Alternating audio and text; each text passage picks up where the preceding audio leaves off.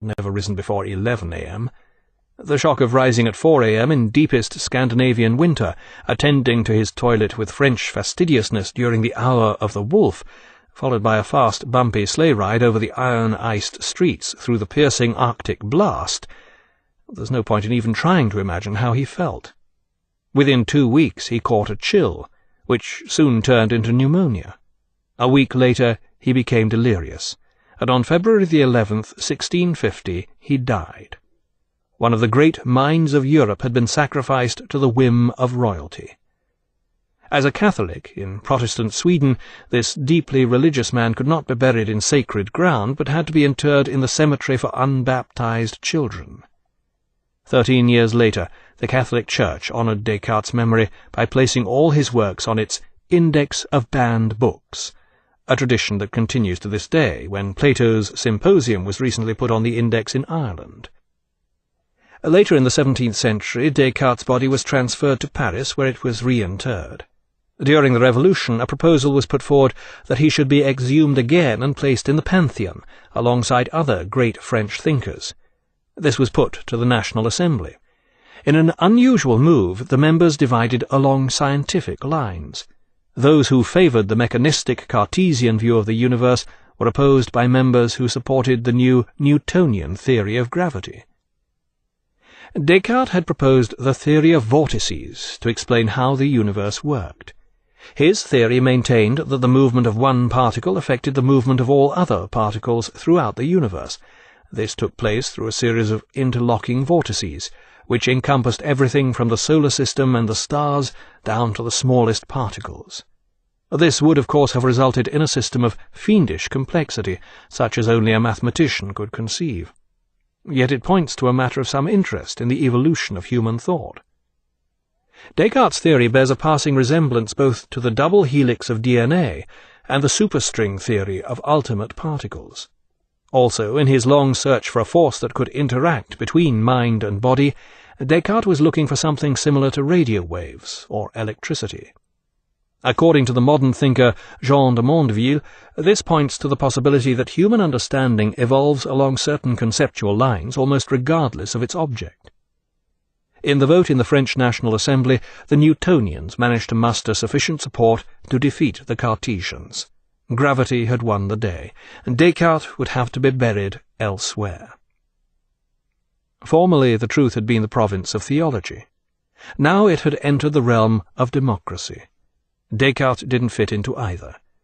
Appropriately, he is now buried in the church of Saint-Germain-des-Prés, in the heart of the Latin Quarter in Paris, where his tradition of doubtful thinking and noon rising is staunchly maintained to this day. Afterward. Descartes brought philosophy back to life. His revolutionary new way of thinking about the world and our status in it gradually transformed European thought. Things would never be the same again. He instigated a widespread rejection of the moribund Aristotelianism that had gained such a stranglehold on the European mind. From this time on, Aristotelianism was no longer taken seriously by the leading philosophers of the day, though its deathly influence lingered on in universities and seminaries for years to come. This residue was not entirely to philosophy's detriment. The next generation of philosophers, including Leibniz, Locke, Berkeley, and Hume, all had to endure an Aristotelian education. This stupefying experience inspired each of them. Philosophy just couldn't go on like this, and instead they decided to think for themselves. Each in turn began looking for an alternative method of thought, and each in turn discovered Descartes. Being genuine philosophers, they soon found objections to this new philosophy. No great philosopher worthy of the calling ever accepts the thought of his predecessors without question. For him there can be only one incontrovertible way of thinking, his own. As a result, these new philosophers each set about constructing their own incontrovertible explanation of the world and its problems. Yet all these thinkers, whether they reject or develop Descartes' ideas, stand in his debt.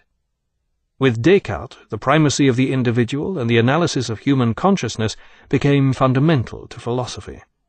Emphasis was also placed on reason rather than dogma.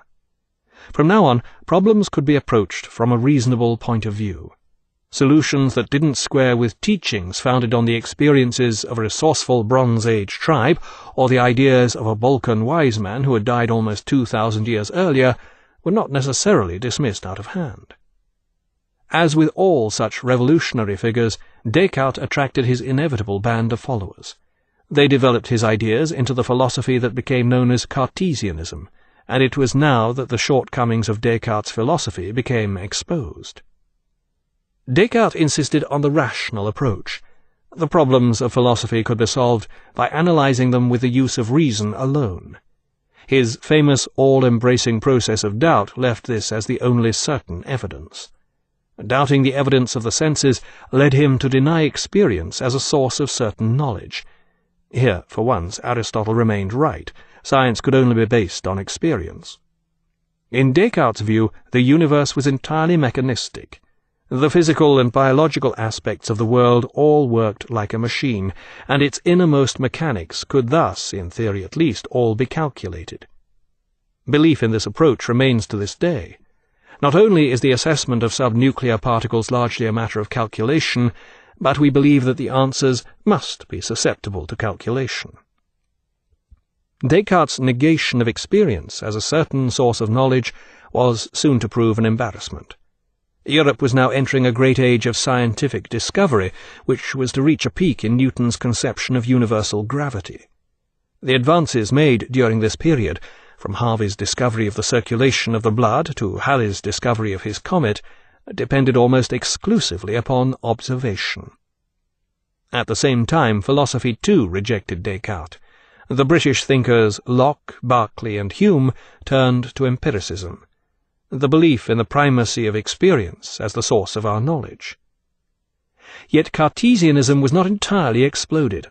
The Cartesians included some colourful figures, and a number became champions of the scientific revolution. The Parisian Régis conducted sensational demonstrations of the new Cartesian physics at his public lectures, which became so popular that they were closed down by Louis XIV as a danger to public order.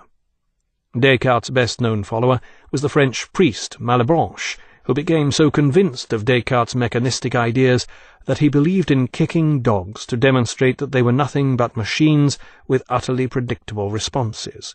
Boot, bark. Malebranche acknowledged that Descartes had failed to explain the interaction of mind and body, but he put forward the theory of occasionalism to overcome this gap. According to Malebranche, the mind and the body occupy two entirely separate worlds, which never interact and are incapable of affecting each other. But what happens when the mind wills the foot to move, and it then kicks the dog? On every occasion when the mind wills something in its separate mental world, Malebranche explained, God arranges for the material world to undergo a parallel adjustment. There is no such thing as cause and effect, just two separate parallel worlds. According to occasionalism, these two worlds act in concert on all occasions through the agency of God. The ingenuity of the new science still had a long way to go before it could match the ingenuity of the old theology.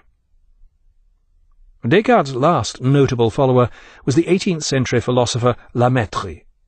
He took the logical step of dismissing the mental world and insisting upon a purely mechanistic materialism, with no place for parallel universes or even for God. La Mettrie ended up as court philosopher to Frederick the Great, where he found it prudent to keep quiet about his atheism. But it was an over-enthusiastic demonstration of his thoroughgoing materialism that eventually led to his demise. He died after consuming a surfeit of pheasant pâté, attempting to prove the mechanics of the digestive system to fellow court intellectuals. Descartes' insistence on the primacy of the individual and the analysis of human consciousness were to prove his most lasting legacies. Both rationalism and the opposing empiricism agreed upon the need for such an emphasis, and in one form or another this attitude continued to dominate philosophy until comparatively recently. Only with the arrival of logical analysis was the primacy of the individual and the analysis of human consciousness superseded by the primacy of the dictionary and the analysis of its contents. Once more, philosophy stands in need of a Descartes to bring it back to life. From Descartes' Writings. It is some time since I first realized how many false opinions I accepted as true from my childhood, and how doubtful was the entire structure of thought which I had never risen before 11 a.m. The shock of rising at 4 a.m. in deepest Scandinavian winter, attending to his toilet with French fastidiousness during the hour of the wolf, followed by a fast, bumpy sleigh ride over the Sweden, this deeply religious man could not be buried in sacred ground, but had to be interred in the cemetery for unbaptized children. 13 years later, the Catholic Church honoured Descartes' memory by placing all his works on its Index of Banned Books, a tradition that continues to this day, when Plato's Symposium was recently put on the index in Ireland.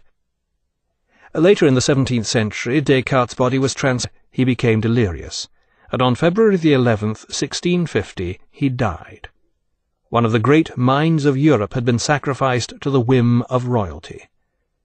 As a Catholic, in Protestant iron-iced streets through the piercing Arctic blast, there's no point in even trying to imagine how he felt. Within 2 weeks he caught a chill, which soon turned into pneumonia. A week later